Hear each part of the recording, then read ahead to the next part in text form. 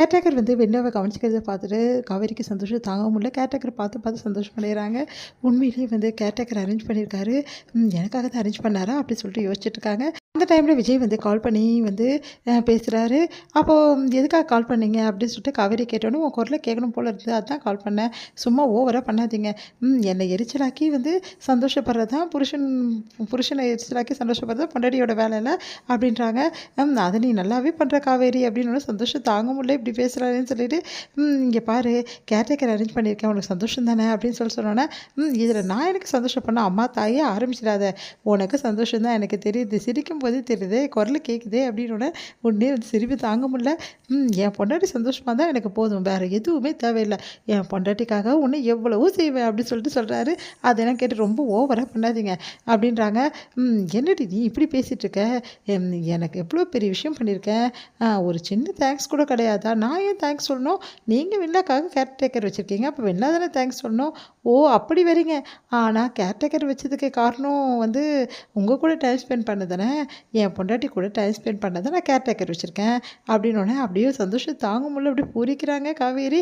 சும்மா ஓவராக வந்து நடித்து கொட்டாதீங்க, வைங்க ஃபோனை அப்படின்னோடனே சிரிச்சுட்டு வச்சிடுறாங்க ரெண்டு பேருமே. இங்கே சந்தோஷம் தாங்க முடியல காவேரிக்கு. விஜய் சொன்ன விஷயங்களெல்லாம் கேட்டு கேட்டு சந்தோஷப்பட்டுட்டு இருக்காங்க. அப்படியே நினச்சி பார்த்து இங்கே விஜய் ரொம்ப சந்தோஷமாக இருக்கார்.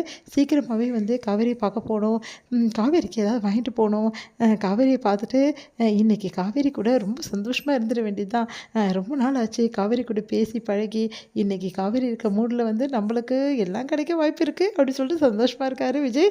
இங்கே வந்து காவேரி ரொம்ப சந்தோஷமாக இருக்காங்க. அதை பார்த்து தாத்தா வந்து, என்னம்மா காவேரி என்ன பண்ணிகிட்ருக்க அப்படின்னு. ஒன்றும் இல்லை தாத்தா, என் பேத்தியோட முகம் இன்றைக்கி மறுமலர்ச்சியாக இருக்குது, என்ன காரணம் அப்படின்னு ஒன்று சிரிக்கிறாங்க. தெரியும் கேர்டேக்கர் தான் காரணம்னு நானும் அவங்ககிட்ட அப்பா இருந்து சொன்னேன். நல்ல காலம் இப்போதான் செஞ்சானேம்மா அப்படின்றாங்க.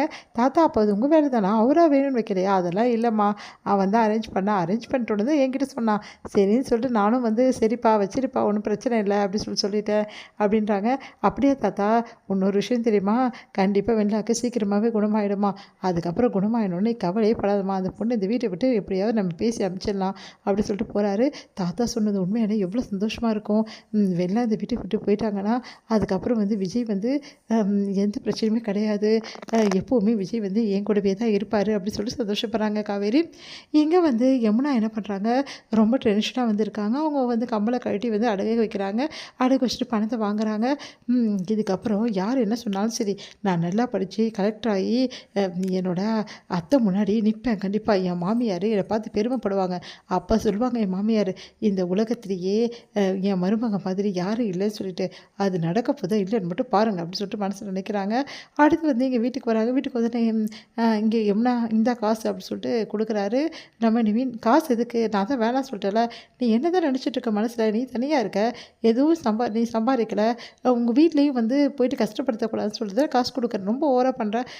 உங்கள் அக்கறைக்கு ரொம்ப நன்றி, இந்த காசை வாங்கிட்டா அதுக்கப்புறம் உங்கள் அம்மா தொல்லை என்னால் தாங்க முடியாது, என்னமோ நான் படிக்கிறதுக்கு எல்லாம் காரணம் நீங்கள் தான் அப்படின்ற மாதிரி பில்டப் பண்ணுவாங்க, அதனால் நானே ஃபீஸ் கட்டிட்டேன், உங்கள் வேலையை மட்டும் பாருங்கள் அப்படின்னு சொல்லிட்டு போகிறாங்க. அதை கேட்டு வந்து அப்படியே வந்து டென்ஷனாக வராரு. சே இவளுக்கு எப்போவுமே இப்படி தான் அப்படின்னு சொல்லிட்டு நம்ம நிவின். கங்கா வந்து அவங்க அம்மா கிட்ட ஓடி வந்து சொல்கிறாங்க, ப்ளவுஸ் நீ தைச்சலம்மா, அந்த ப்ளவுஸு சூப்பராக இருக்குன்னு சொல்லிட்டு அவங்க பாராட்டிட்டு போகிறாங்க. இதுக்கப்புறம் 4 ப்ளவுஸ் கொடுத்துருக்காங்க, அதையும் நீயே தைக்கணுமா அப்படின்னோடனே, என்னடி சொல்கிற, பரவாயில்லம்மா, என்ன தான் கேட்பாங்க, இப்போ ஒன்றை தைக்க சொல்கிறாங்க, அந்தளவு நீ பிரபலம் ஆகிட்ட அப்படின்னோடனே, சரிடி தைச்சிட்டா போச்சு, அதெல்லாம் ஒன்றும் வேணாம் நானே தைச்சிட்றேன், அவங்க யார் தைச்சாலும் பரவாயில்ல, 2 பேருமே நல்லா தைக்கிறீங்க தாம்மா சொன்னாங்க அப்படின்னோடனே சிரிக்கிறாங்க அவங்க அம்மா. என்னோட பெஸ்ட்டு டைலர்னு சொல்லிட்டு நீ பேர் வாங்கிட்டம்மா, பார்க்கும்போது தான் அப்படி இருக்க அப்படி சொல்லிட்டு சிரிக்கிறாங்க. உடனே சாரதாக்கு சந்தோஷம் தாங்கவே முடியல. இல்லடி நானும் கூட மாட வந்து ஒத்தாசையாக இருக்கலான்னு தான் நினைக்கிறேன், இப்படியே இருந்தால் எப்படி அப்படின்னுமா, நான் வீட்டு வேலையே சரியாக இருக்குது, என்னம்மா நீ அப்படி சொல்கிறாங்க. அடுத்து விஜய் என்ன பண்ணாரு, காவேரி கிட்ட பேசணும்னு சொல்லிட்டு ஃபாஸ்ட்டாக உள்ளே வராரு. வந்தவொடனே வந்து கேர்டேக்கர் வந்து, சார் கொஞ்சம் வாங்க அப்படின்னு சொல்லிட்டு வெண்ணிலா பற்றி நிறைய இன்ஸ்ட்ரக்ஷன்லாம் கொடுத்துட்ருக்காங்க. அதெல்லாம் கேட்டுட்ருக்காரு. இங்கே வந்து விஜய் தேடி காவேரி வராங்க. விஜய் வந்து வெண்ணிலாவை தேடி போனதால் காவேரி வந்து வந்தவொடனே வந்து என்னை பார்க்க தான் ஓடி வருவார்னு நினச்சேன், வெண்ணிலாவை பார்க்க போயிட்டாரு அப்படின்னு சொல்லிட்டு மனசு கஷ்டப்பட்டு அங்கேருந்து வராங்க. இதை பார்க்காத விஜய் வந்து இப்போ காவேரி கிட்ட போய் நடந்த விஷயத்தை எல்லாத்தையும் சொல்லி நிறைய விஷயங்கள் வந்து காவேரி கிட்ட மனசு திறந்து பேசணும் அப்படின்னு சொல்லிட்டு முடிவு பண்ணி ரூமுக்கு வராரு. காவேரி தூங்கி